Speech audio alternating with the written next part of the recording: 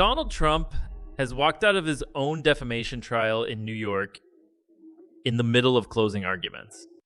The former president has already been found to have defamed writer E Jean Carroll for comments he made about her in 2019 while he was president. The jury in the case must now decide how much Mr. Trump must pay in damages. Mr. Trump has continued to regularly deny any wrongdoing and even knowing Mrs. Carroll.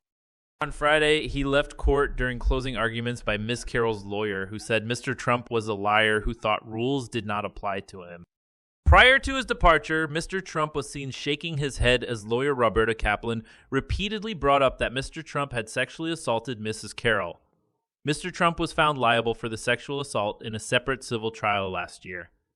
U.S. District Judge Lewis Kaplan, who is not related to Ms. Carroll's lawyer, told the court that the record will reflect that Mr. Trump rose and walked out of the courtroom.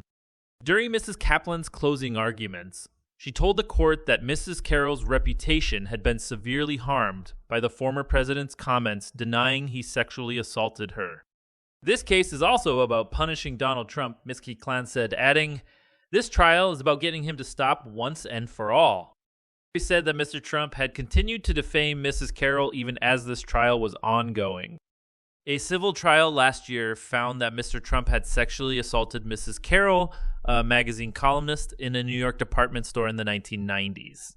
That jury also found him liable for defamation for calling her accusations a lie, and he was ordered to pay her about $5 apiece for him in damages.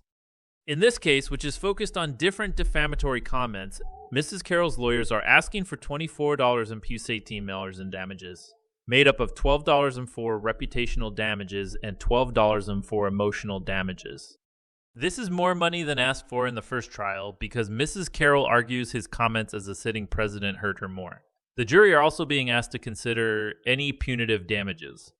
On Friday morning, Mr. Trump repeated his claim in a social media post that he had never met Carroll.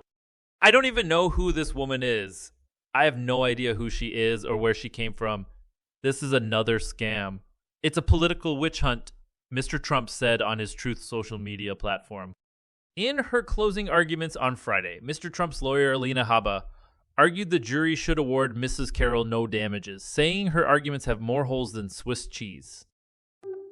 She said Mr. Trump should not have to pay for threats made on Twitter against Mrs. Carroll, adding, "He does not condone them. He did not direct."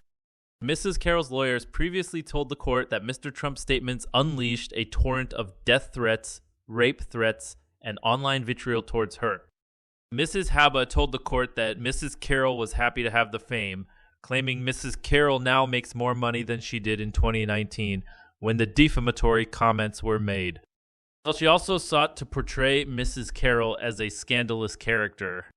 The jury will deliberate after Friday's closing arguments, and the pressure of that eventual outcome has caused significant friction in the courtroom.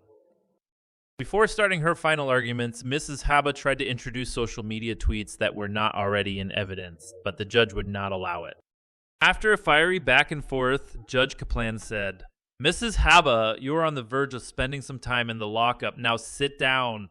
Mrs. Habba, who has repeatedly traded barbs with the judge during the civil defamation trial, was heard swearing under her breath away from the microphone as she sat down, according to the BBC's partner CBS News. The pair also shared multiple tense moments on Thursday in the lead up to Mr. Trump taking the stand to testify. His testimony lasted mere minutes because of strict rules on what he could say.